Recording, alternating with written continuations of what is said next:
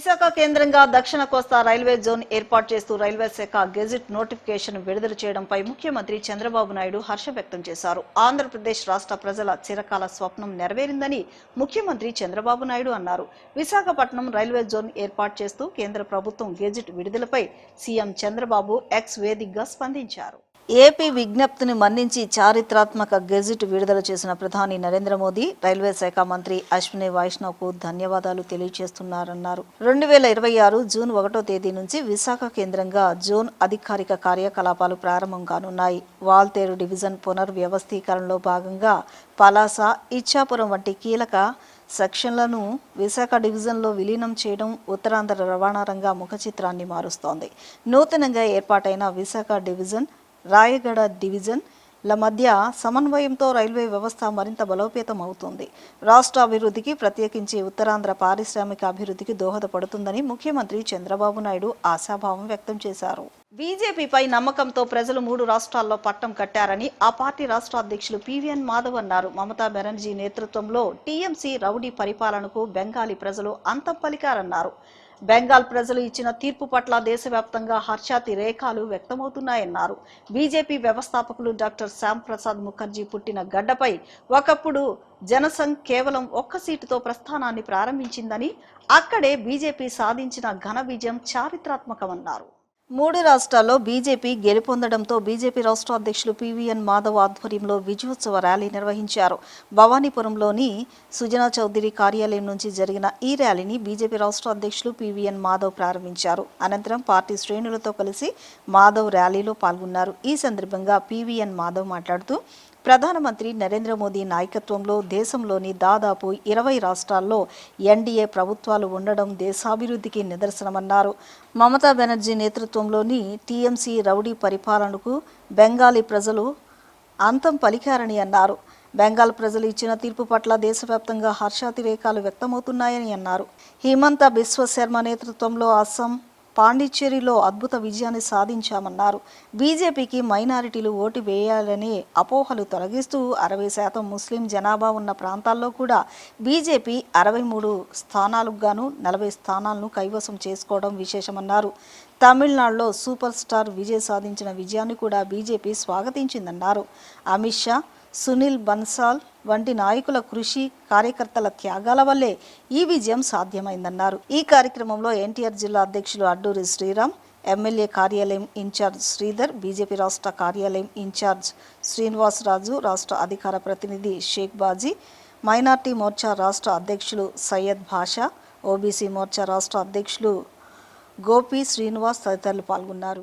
5 రాష్ట్రాల్లో భారతీయ జనతా పార్టీ విజయ దుందుబి మోగించడం, ముఖ్యంగా పశ్చిమ బెంగాల్లో ఏదైతే మమతా బెనర్జీ యొక్క నిరంకుశ రౌడీ పరిపాలనకి అంతమొందిస్తూ బెంగాల్ ప్రజలు ఇచ్చిన తీర్పు ఏదైతే ఉందో యావత్ దేశంలో ప్రతి వ్యక్తి ఇవాళ ఆనంద డోలికలో ఉన్నారు. ముఖ్యంగా భారతీయ జనతా పార్టీ కార్యకర్తకి అత్యంత ఉత్సాహవంతమైన, అత్యంత గొప్ప విజయం మేము సాధించడం జరిగింది. మా పార్టీ వ్యవస్థాపకులు డాక్టర్ శ్యామ్ ప్రసాద్ ముఖర్జీ పుట్టిన ఊరు. భారతీయ జనసంఘి ప్రారంభంలో 1 సీటు బెంగాల్ నుంచి రావటం జరిగింది. అప్పుడు మా ప్రస్థానం ప్రారంభమైంది. భారతీయ జనసంఘ్ జాతీయ పార్టీగా మారడానికి కూడా బెంగాల్ కారణం. ఆ విధంగా 1951 నుంచి మా యొక్క ప్రస్థానం ఇవాళ 75 వసంతాలు పూర్తి చేసుకునే సందర్భంలో బెంగాల్ విజయం మా అందరికీ ఒక తీపి గుర్తుని ఇవ్వటం జరుగుతుంది. ఇది ఒక చారిత్రాత్మక విజయం. నరేంద్ర మోడీ గారి నేతృత్వంలో ఇటువంటి అనేక రకాల అద్భుతాలు జరుగుతున్నాయి. దేశవ్యాప్తంగా 20 రాష్ట్రాల్లో భారతీయ జనతా పార్టీ ఎన్డీఏ ప్రభుత్వాలు ఉండటం ఏదైతే ఉందో దేశానికి మహర్దశ పట్టిందనడానికి ఇది తార్కాణం. ఇవాళ మమతా బెనర్జీ నేతృత్వంలో అక్కడ అనేక రకాలుగా అరాచకాలు, అలాగే బంగ్లాదేశీ చొరబాటులకి ఆలవాళంగా మార్చుకున్న నేపథ్యంలో ఈ యొక్క బెంగాల్ విజయం మాకు పెద్ద ఎత్తున ఆనందాన్ని ఇస్తుంది. కనుక కార్యకర్తల మధ్యలో ఈ సంబరాలు చేసుకుంటూ అలాగే పాండిచ్చేరి, అస్సాంలో కూడా హేమంత్ బిశ్వ శర్మ నేతృత్వంలో ఒక అద్భుత విజయాన్ని సాధించడం జరిగింది. అలాగే మైనార్టీస్ ఉన్నారు, భారతీయ జనతా పార్టీ దూరంగా ఉన్నారు, వాళ్ళు ఓట్లేరు అనుకునే ఇంకొక ఏదైతే భ్రమ ఉందో అది కూడా తొలగింది. సుమారు 63 స్థానాల్లో 40 స్థానాలు బీజేపీ కైవసం చేసుకోవడం జరిగింది. ప్రతి బూత్లో కూడా ముస్లింలు కూడా ఓటేయటం జరిగింది. ఆ విధంగా పెద్ద ఎత్తున ఈ యొక్క విజయం ఏదైతే ఉందో భారతీయ జనతా పార్టీ అన్ని వర్గాలకి చేరిందని అన్ని వర్గాల వాళ్ళు అంగీకరిస్తున్నారని దానికి తార్కాణం 60% ముస్లిమ్స్ ఉన్న ప్రాంతంలో కూడా భారతీయ జనతా పార్టీ గెలవటం ఏదైతే ఉందో మేము ఇది ఒక చిరస్మరణీయమైన ఒక గుర్తుగా భావిస్తున్నాం. కేరన్ షేర్ పాఠశాలకు చెందిన విద్యార్థిని ద్రాక్షాయిని 586 మార్కులు సాధించి నియోజకవర్గంలో అత్యధిక మార్కులు సాధించడం విశేషమని ఎమ్మెల్యే బోండా ఉమామహేశ్వరరావు ప్రత్యేకంగా అభినందించారు. అలాగే ఏకేటీపీ పాఠశాల నుంచి రామ్ చరణ్, ముత్యాలంపాడు ప్రసన్న కుమారి, లోహిత్ తదితర విద్యార్థులు కూడా అద్భుతమైన ఫలితాలు సాధించినందుకు ప్రశంసలు అందుకున్నారన్నారు. ఈ ఫలితాలు ప్రభుత్వ పాఠశాలల సామర్థ్యాన్ని, విద్యార్థుల ప్రతిభను స్పష్టంగా ప్రతిబింబిస్తున్నాయని అన్నారు. సింగనగర్లోని సెంట్రల్ నియోజకవర్గ శాసనసభ్యులు కార్యాలయంలో ఎమ్మెల్యే బోండా ఉమామహేశ్వరరావు ప్రభుత్వ పాఠశాలలో చదువుతూ ఇటీవల నిర్వహించిన 10వ తరగతి పరీక్షల్లో అత్యుత్తమ ప్రతిభ కనపరిచిన విద్యార్థులను ఘనంగా అభినందించి సన్మానించారు. ఈ సందర్భంగా విద్యార్థులకు కాలేజ్ బ్యాగులు, వాటర్ బాటిల్స్, స్వీట్లు పంపిణీ చేయడంతో పాటు వారి భవిష్యత్ విద్యాభ్యాసానికి ప్రోత్సాహం అందించారు. ఈ సందర్భంగా బోండా ఉమ మాట్లాడుతూ ద్రాక్షాయిని తల్లిదండ్రులు కూలి పనులు చేస్తూ తమ కుమార్తె చదువుకు ప్రాధాన్యత ఇవ్వడం అభినందనీయమని పేర్కొంటూ ఆమె భవిష్యత్తు విద్యాభ్యాసానికి వ్యక్తిగతంగా 10,000 రూపాయల ఆర్థిక సహాయం ప్రకటించారు. అవసరమైతే ఎప్పుడైనా తనను సంప్రదించవచ్చునని, చదువు కోసం ఎలాంటి సహాయం కావాలన్నా అందిస్తామని హామీ ఇచ్చారు. ప్రైవేట్ మరియు కార్పొరేట్ పాఠశాలలో లక్షల రూపాయలు ఫీజులు చెల్లించి చదువుతున్న విద్యార్థులతో సమానంగా కొన్ని సందర్భాల్లో మరింత మెరుగైన మార్కులు ప్రభుత్వ పాఠశాల విద్యార్థులు సాధించడం నిజంగా గర్వకారణమని తెలిపారు. ఇది ప్రభుత్వ పాఠశాలలో అందిస్తున్న నాణ్యమైన విద్య, విద్యార్థుల కృషి, టీచర్ల అంకిత భావానికి ప్రతీకని అన్నారు. ప్రభుత్వం విద్యార్థుల భవిష్యత్తును దృష్టిలో ఉంచుకుని పాఠ్యపుస్తకాలు, నోట్బుక్స్, యూనిఫామ్స్, బ్యాగులు, షూస్ వంటి అవసరమైన అన్ని సదుపాయాలను ఉచితంగా అందిస్తుందని, అలాగే పౌష్టికాహారంతో కూడిన మధ్యాహ్న భోజనం ద్వారా విద్యార్థుల ఆరోగ్యాన్ని కాపాడుతున్నామని వివరించారు. తల్లికి వందనం వంటి పథకాల ద్వారా తల్లుల ఖాతాల్లో నేరుగా ఆర్థిక సహాయం జమ చేస్తూ కుటుంబాలకు ఆర్థిక భరోసా కల్పిస్తున్నామని తెలిపారు. విద్యార్థుల అభివృద్ధి కోసం ప్రభుత్వం వేల కోట్ల రూపాయలు ఖర్చు చేస్తూ ప్రతి విద్యార్థి భవిష్యత్తును బలోపేతం చేసే దిశగా కృషి చేస్తోందని పేర్కొన్నారు. ప్రభుత్వ పాఠశాలలో బీఈడీ అర్హత కలిగిన ప్రొఫెషనల్ టీచర్స్ మాత్రమే బోధన నిర్వహిస్తారని, వారికి సబ్జెక్టుపై పూర్తి పట్టు ఉండడం వల్ల విద్యార్థులకు నాణ్యమైన బోధన అందుతుందని చెప్పారు. ప్రైవేట్ స్కూల్స్లో అయితే అక్కడ డిగ్రీ ఇంటర్ పాస్ అయినోడో, ఇంటర్ తప్పినోడో, డిగ్రీ తప్పినోడో అక్కడ టీచర్గా పనిచేస్తాడు. కానీ గవర్నమెంట్ స్కూల్లో బీఈడీ అంటే క్వాలిఫైడ్ ప్రొఫెషనల్ టీచింగ్ స్టాఫ్ మాత్రమే మీకు పాఠాలు చెప్తారు.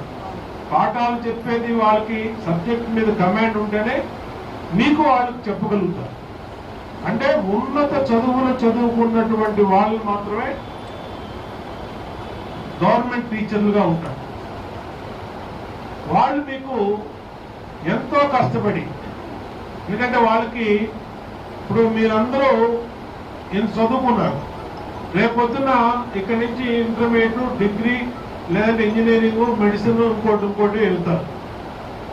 మీ నుంచి ప్రభుత్వం కానీ మీ టీచర్లు కానీ ఎవరు కూడా ఏమి ఎక్స్పెక్ట్ చేయరు. గుర్తుపెట్టుకోండి, మా పిల్లలు, నా దగ్గర చదువుకున్న పిల్లలు మంచి పొజిషన్లోకి వెళ్ళారు. ఒక గ్రూప్ 1 ఆఫీసర్ అయ్యారు, ఒక ఐఏఎస్ అయ్యారు, కలెక్టర్ అయ్యారు, ఒక ఆర్టీఓ అయ్యారు, ఒక ఇన్స్పెక్టర్ అయ్యారు, లేదా ఒక బ్యాంక్ అధికారి అయ్యారు అని మీరు రేపొద్దున ఎక్కడైనా కనపడి నమస్కారం పెడితే ఆ టీచర్ గారికి కడుపు నిండిపోతుంది. లేదు ఎవరో వార్త తెలిసినా వాళ్ళకి వాళ్ళ సొంత ఇంట్లో కడుపును పుట్టిన పిల్లల అయినట్టుగా ఎక్కువగా వాళ్ళు ఫీల్ అవుతారు. ప్రభుత్వం ఏం ఎక్స్పెక్ట్ చేస్తుంది మీ దగ్గర నుంచి? మీకు ఇన్ని వేల కోట్లు ఖర్చు పెడుతుంది ప్రభుత్వం. మీ నుంచి ఒక్క పైసా కూడా ఆశించదు. మీరు రేపు పొద్దున్న వ్యాపారవేత్తలు అవ్వచ్చు, చదువుకొని కలెక్టర్లు, ఐఏఎస్లు, ఐపీఎస్లు, ఇంకోటి ఏ పొజిషన్కి వెళ్ళినా ప్రభుత్వానికో మీ టీచర్కో ₹1 కూడా మీరు వెనక్కి ఇవ్వాల్సిన అవసరం ఉండదు. కానీ ఈ కుటుంబానికి మీరు మంచి గౌరవమైన పరిస్థితులు ఉంటే రాబోయే భవిష్యత్తు, ఈ దేశ భవిష్యత్తు మీ చేతుల్లో ఉంటుంది. కాబట్టి మీరు ప్రయోజకులైతే అంతకన్నా ప్రభుత్వం మీ నుంచి ఏమీ కూడా ఆశించదు. ప్రజా ప్రయోజకులు అవ్వాలి, చక్కటి ఆడపిల్లలు బ్రహ్మాండంగా చదువుకోవాలి. నీటి సరఫరా కోసం జిల్లా కలెక్టర్లకు ₹1 కోటి చొప్పున నిధులు మంజూరు చేయాలని ప్రభుత్వ ప్రధాన కార్యదర్శిని సీఎం చంద్రబాబు ఆదేశించారు. నీటి కొరత ఉన్న చోట ట్యాంకర్ల ద్వారా అందించాలని, బోర్లకు మరమ్మతులు చేయాలని సూచించారు. కేంద్రం నుంచి వివిధ శాఖల పనితీరుపై సీఎం చంద్రబాబు నాయుడు సోమవారం సమీక్షించారు. ప్రభుత్వం అందించే పౌర సేవల్లో కృత్రిమ మేధ వినియోగం మరింత పెంచాలన్నారు.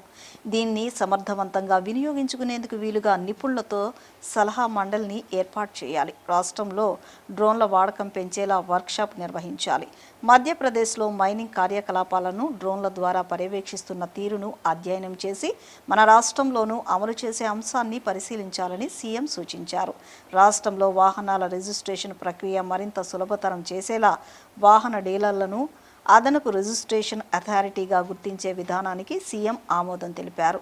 ప్రజలకు మెరుగైన పౌర సేవలు అందించేందుకు నిరంతరం వినూత్న ఆలోచనలు చేయాలని సీఎం చంద్రబాబు నాయుడు అధికారులకు సూచించారు. పంటలకు ధర విషయంలో రైతులకు ఇబ్బందులు లేకుండా ఎప్పటికప్పుడు మార్కెట్లను విశ్లేషించి తగిన చర్యలు చేపట్టాలని, ప్రభుత్వ కార్యకలాపాలు, సంక్షేమ పథకాల అమలు తీరుని పర్యవేక్షించేలా సీనియర్ అధికారులు క్షేత్రస్థాయిలో పర్యటించాలి. కార్యదర్శి స్థాయి అధికారులు నెలలో 3 రోజులు, హెచ్ఓడీలు 6, కలెక్టర్లు 8 రోజుల పాటు పర్యవేక్షించి ప్రజలతో మమేకం కావాలని, అత్యవసర సేవల మినహా ప్రభుత్వ విభాగాలు అందించే మిగిలిన సేవలన్నీ ఆన్లైన్లో సాగాలని సీఎం సూచించారు. సముద్రంలో వేట నిషేధ కాలం ముగిశాక అవర్ డేటా ఆధారంగా చేపలు సమృద్ధిగా దొరికే ప్రాంతాలపై మత్స్యకారులకు సమాచారం అందించాలని నిర్దేశించారు. ఈ సమీక్షలో మంత్రి పార్థసారథి, సిఎస్ సాయి ప్రసాద్ పాల్గొన్నారు. 5 రాష్ట్రాల ప్రజలు మార్పుకు ఓటు వేయడంపై బీజేపీ రాష్ట్ర అధ్యక్షులు పివిఎన్ మాధవ్ హర్షం వ్యక్తం చేశారు. డబుల్ ఇంజన్ సర్కార్తోనే అభివృద్ధి సాధ్యమని నమ్మకం వల్లే బెంగాల్ ప్రజలు బీజేపీకి పట్టం కట్టారని అన్నారు. అస్సాం, పుదుచ్చేరిలోని మరోసారి అధికారం దక్కడం చాలా సంతోషంగా ఉందన్నారు. తమిళనాట బీజేపీ గెలవకపోయినా దుష్ట డీఎంకే ఓడిపోవడం శుభపరిణామమని అన్నారు. 5 రాష్ట్రాల్లో జరిగిన ఎన్నికల్లో 3 రాష్ట్రాల్లో బీజేపీ ఘన విజయం సాధించిన సందర్భంగా విజయవాడ సీతారాంపురంలోని బీజేపీ రాష్ట్ర కార్యాలయంలో ఆ పార్టీ శ్రేణులు సంబరాలు చేసుకున్నారు. బెంగాల్ స్పెషల్ జాల్మురి తయారు చేస్తూ బీజేపీ రాష్ట్ర అధ్యక్షులు మాధవ్ సహా బీజేపీ నేతలు సంబరాలు చేసుకున్నారు. అనంతరం నిర్వహించిన విలేకరుల సమావేశంలో మాధవ్ మాట్లాడుతూ పశ్చిమ బెంగాల్లో అద్భుత విజయం భారతీయ జనతా పార్టీకి దక్కిందని అన్నారు. కేవలం పశ్చిమ బెంగాల్ మాత్రమే కాదు, అస్సాం, పాండిచ్చేరిలో తిరిగి అధికారంలోకి రావడం అద్భుతమన్నారు. అస్సాంలో హ్యాట్రిక్ సాధించారని, పాండిచ్చేరిలో రంగస్వామి నేతృత్వంలో కూటమి ప్రభుత్వం రెండోసారి అధికారంలోకి రావడం జరిగిందన్నారు. దుష్ట డీఎంకే ప్రభుత్వాన్ని కూడా మట్టి కరిపించి ఒక తార ఎవరి ఊహలకు అందని విధంగా అద్భుత విజయ్ సాధించారని అన్నారు. ప్రజలు మార్పు కోరుకుంటున్నారని, ఈ ఎన్నికల ద్వారా సంకేతం ఇచ్చారని అన్నారు.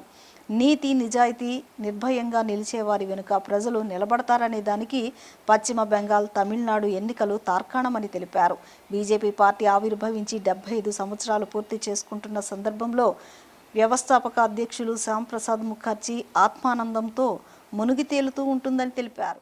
పశ్చిమ బెంగాల్లో భారతీయ జనతా పార్టీకి దక్కింది. కేవలం వెస్ట్ బెంగాలే కాదు, అస్సాం, పాండిచ్చేరిలో కూడా తిరిగి అధికారంలోకి రావటం ఏదైతే ఉందో నిజంగానే అద్భుతం. అస్సాంలో హ్యాట్రిక్ సాధించడం జరిగింది. పాండిచ్చేరిలో రంగస్వామి గారి నేతృత్వంలో కూటమి ప్రభుత్వం రెండోసారి అధికారంలోకి రావటం జరిగింది. అలాగే ఏదైతే దుష్ట డిఎంకే ప్రభుత్వం ఉందో ఆ ప్రభుత్వాన్ని కూడా మట్టి కరిపించి ఒక తార ఎవరి ఊహకై అందని విధంగా ఒక అద్భుత విజయాన్ని విజయ్ గారు సాధించడం జరిగింది. పార్టీ పెట్టి 1 సంవత్సరంలోనే తారాపదంలో వెలుగుతూ ఇవాళ ముఖ్యమంత్రిగా ప్రమాణ స్వీకారం చేయడం కూడా మేము స్వాగతిస్తున్నాం. మార్పు కోరుతున్నారని ప్రజలకి ఒక సంకేతం ఇచ్చే విధంగా ప్రజలు ఎక్కడ కూడా నీతి, నిజాయితీ, అలాగే నిర్భరంగా నిలబడే నాయకులకి గెలిపిస్తారనే దానికి ఈ రోజు తమిళనాడు, వెస్ట్ బెంగాల్ ఎన్నికలే తార్కాణం. ఆ విధంగా ఈ యొక్క విజయం మాకు మరింత ఉత్సాహాన్ని ఇస్తుంది. భారతీయ జనతా పార్టీకి పశ్చిమ బెంగాల్తో ఉండే అనుబంధం, మా పార్టీలో ఉండే ప్రతి కార్యకర్త అనుభవిస్తున్న ఆనందం ఎనలేనిది, దానికి కొలమానం లేదు. మా పార్టీ భారతీయ జనసంఘ్ రూపంలో 1951 అక్టోబర్ 21న ప్రారంభమైంది. నేటికి 75 సంవత్సరాలు పూర్తవుతున్న సందర్భంలో ఎవరైతే మా పార్టీ వ్యవస్థాపక అధ్యక్షులున్నారో డాక్టర్ శ్యామ్ ప్రసాద్ ముఖర్జీ గారి యొక్క ఆత్మ ఇవాళ ఆనందంతో మునిగి తేలుతుంటుంది. ఆ విధంగా డాక్టర్ శ్యామ్ ప్రసాద్ ముఖర్జీ గారి త్యాగం, బలిదానం ఇవాళ నిజమైన నివాళి వెస్ట్ బెంగాల్లో గెలుపు ద్వారా రావటం జరిగింది. కేవలం భారతీయ జనతా పార్టీకే కాదు, దేశ వ్యాప్తంగా ఉండే ప్రజలకి బెంగాల్తో ఉండే అనుబంధం ఒక అంతులేని అనుబంధం. ఈ దేశానికి స్వతంత్రం రావడానికి ఎప్పటి నుంచి ప్రారంభమైంది వందే మాతర ఉద్యమం. ఆ రోజు 1905లో బెంగాల్ విభజన వ్యతిరేకంగా వందే మాతర నినాదం సమర నినాదంగా మారి దేశ వ్యాప్తంగా దావాలంగా వ్యాప్తించి స్వతంత్రం నా జన్మ హక్కు అని చెప్పి ప్రతి వ్యక్తి మాట్లాడే విధంగా దేశ వ్యాప్తంగా స్వతంత్ర కాంక్ష రగలడానికి వంగ భూమి కారణమైంది. ఆ విధంగా వంగభూమిలో బంకిం చంద్ర చటర్జీ రాసిన ఆ యొక్క వందే మాతరానికి నేటికి 150 సంవత్సరాలు పూర్తవటం, అలాగే ఆ ప్రాంతంలో నడియాడిన నేతాజీ సుభాష్ చంద్రబోస్ నేతృత్వంలో జరిగిన ఆజాద్ హింద్ ఫౌజ్ పోరాటం కారణంగా మనకి స్వతంత్రం రావటం జరిగింది. తన సిద్ధాంతాల ద్వారా సమాజంలో అనేక మార్పులు తీసుకువచ్చిన వ్యక్తి మార్క్సిస్టు మేధావి, ఆర్థికవేత్త కామ్రేడ్ కార్ల్ మార్క్స్ అని సిపిఐ రాష్ట్ర కార్యదర్శి గుజ్జల ఈశ్వరయ్య కొనియాడారు. కార్ల్ మార్క్స్ సిద్ధాంతాలు, రచనలు చిరస్మరణీయమని అన్నారు. కమ్యూనిస్టులు పని అయిపోయింది, ఇక కమ్యూనిస్టులు ఏమీ చేయలేరనే దుష్ప్రచారాలకు కార్ల్ మార్క్స్ రచించిన కమ్యూనిస్టు మేనిఫెస్టో చెంపపెట్టు లాంటిదని వ్యాఖ్యానించారు. మార్క్సిస్ట్ మేధావి, ఆర్థికవేత్త కామ్రేడ్ కార్ల్ మార్క్స్ 208వ జయంతి సందర్భంగా విజయవాడ, హనుమన్పేట, చల్లపల్లి బంగ్లా, వంతెన కార్నర్లోని కార్ల్ మార్క్స్, ఎంగెల్స్ విగ్రహాల వద్ద వామపక్ష పార్టీల ఆధ్వర్యంలో జయంతి కార్యక్రమం నిర్వహించారు. ఈ కార్యక్రమంలో సిపిఐ రాష్ట్ర కార్యదర్శి గుజ్జల ఈశ్వరయ్య, సిఐటియు ప్రధాన కార్యదర్శి రమాదేవి పాల్గొన్నారు. ముందుగా కార్ల్ మార్క్స్ విగ్రహానికి పూలమాల వేసి నివాళులర్పించారు. ఈ సందర్భంగా వారు మాట్లాడుతూ కార్ల్ మార్క్స్ 208వ జయంతిని పురస్కరించుకుని ఈ రోజు వామపక్షాలు, ప్రజా సంఘాల నేతృత్వంలో పెద్ద ఎత్తున వారికి నివాళులర్పించామన్నారు. ప్రపంచవ్యాప్తంగా పరిణామాలు ఫాసిజం జడలు విప్పి పెద్ద ఎత్తున నాట్యం చేస్తూ ఉన్న తరుణంలో కార్ల్ మార్క్స్ రచించిన మిగులుల సిద్ధాంతం స్ఫూర్తిదాయకమైనటువంటి సిద్ధాంతంగా నిలిచిందన్నారు. ప్రపంచ కార్మికులారా ఏకం కండని చెప్పి నినదించిందని చెప్పారు. అదేవిధంగా ఆర్థిక దోపిడీకి వ్యతిరేకంగా నిలబడ్డ సమాజంలో ఒక నూతన రాజకీయ ఆర్థిక ప్రత్యామ్నాయాన్ని నిర్మించిన కార్ల్ మార్క్స్ యొక్క సిద్ధాంతం ద్వారానే ప్రత్యామ్నాయ విధానం అమలైందని చెప్పుకొచ్చారు. 1818లో 208 సంవత్సరాల క్రితం జన్మించినటువంటి కార్ల్ మార్క్స్ ఆయన స్నేహితుడితో కలిసి ఎంగెల్స్తో కలిసి చేసినటువంటి కృషి, మొత్తం ప్రపంచ మానవాళికి విముక్తికి సంబంధించినటువంటి కృషి. 30 సంవత్సరాల వయసులో ఆయన కమ్యూనిస్టు మేనిఫెస్టో రాశారు. ఆ మేనిఫెస్టోలో ఆయన అచంచలమైన విశ్వాసాన్ని మాత్రమే కాదు, చరిత్ర అధ్యయనం ద్వారా శాస్త్రీయ నిర్ణయానికి వచ్చాడు. ఆ నిర్ణయం కార్మిక వర్గం అధికారంలోకి వచ్చి తీరుతుంది, కార్మిక వర్గం అధికారంలోకి వస్తేనే ప్రపంచ శాంతి నిలబడుతుంది అని మనందరికీ తెలుసు. రెండవ ప్రపంచ యుద్ధం తర్వాత సోవియట్ యూనియన్ కుప్పకూలక ముందు ప్రపంచంలో అక్రమ యుద్ధాలు జరగకుండా ఆపినటువంటి చరిత్ర ఉంది. దానికి భిన్నంగా ఈరోజు ప్రపంచం యావత్తు యుద్ధ ప్రభావానికి లోబోతా ఉంది. అందువల్లనే కార్ల్ మార్క్స్ అందులో చెప్పినటువంటి ఒక సూత్రం ఉంది. అది ప్రపంచ ప్రజానీకమే చరిత్రను నిర్మిస్తారు, ప్రజలే చరిత్ర నిర్మాతలని. ఆ రకంగా కార్మిక వర్గం తమ కష్టాలని తీర్చుకోవడానికి తమకు చేతనైన పద్ధతుల్లో ఆందోళనలు చేస్తూ, పోరాటాలు చేస్తూ, అనుభవాలు గడిస్తూ అంతిమంగా కార్మిక వర్గం తన రాజ్యాన్ని స్థాపించుకుంటుందని, భారతదేశ అనుభవం కూడా అందుకు మినహాయింపు కాదు. ఏ రోజు ఫాసిస్టు శక్తులు, మతోన్మాద శక్తులు ప్రజల హక్కుల్ని హరిస్తున్నటువంటి నేపథ్యంలో కార్మిక పోరాటాలు ఉధృతమవుతున్నాయి. ఈ పోరాటాలని బలపరుస్తూ కమ్యూనిస్టులు కార్మిక వర్గంతో కలిసి భారతదేశంలో ప్రజల విముక్తిని సాధించడానికి మార్క్స్ జయంతి సందర్భంగా ప్రతినపూరుతుంది. కార్ల్ మార్క్స్ 208వ జయంతిని పురస్కరించుకొని ఈరోజు వామపక్షాలు, ప్రజా సంఘాల నేతృత్వంలో పెద్ద ఎత్తున వారికి నివాళులు అర్పించడం జరిగింది. ఈ సందర్భంగా ప్రపంచవ్యాప్తంగా పరిణామాలు ఫ్యాసిజం జడలు విప్పి పెద్ద ఎత్తున నాట్యం చేస్తూ ఉంది. దాని యొక్క విషపు కోరలు సమాజాన్ని భస్మీపటలం చేయడానికి కావాల్సినటువంటి ఒక డివిజన్ తీసుకొని వచ్చేటువంటి క్రమంలో కొనసాగుతూ ఉన్నాయి. అలాంటి నేపథ్యంలో కార్ల్ మార్క్స్ రచించినటువంటి మిగులుల సిద్ధాంతం అనేటువంటిది ఎప్పటికి కూడా అది స్ఫూర్తిదాయకమైనటువంటి సిద్ధాంతం. ప్రపంచ కార్మికులారా ఏకం కండి అని చెప్పి నినదించిన, అదేవిధంగా ఆర్థిక దోపిడీకి వ్యతిరేకంగా నిలబడ్డ, సమాజంలో ఒక నూతన రాజకీయ ఆర్థిక ప్రత్యామ్నాయాన్ని నిర్మించిన, అది కార్ల్ మార్క్స్ యొక్క సిద్ధాంతం ద్వారానే ప్రత్యామ్నాయ విధానం అమలు అవుతున్నటువంటిది. ఈ దశలో ప్రపంచ ప్రజలకు కానీ, రాష్ట్ర ప్రజలకు కానీ, దేశ ప్రజలందరికీ కూడా పిలుపునిస్తూ ఉన్నాం.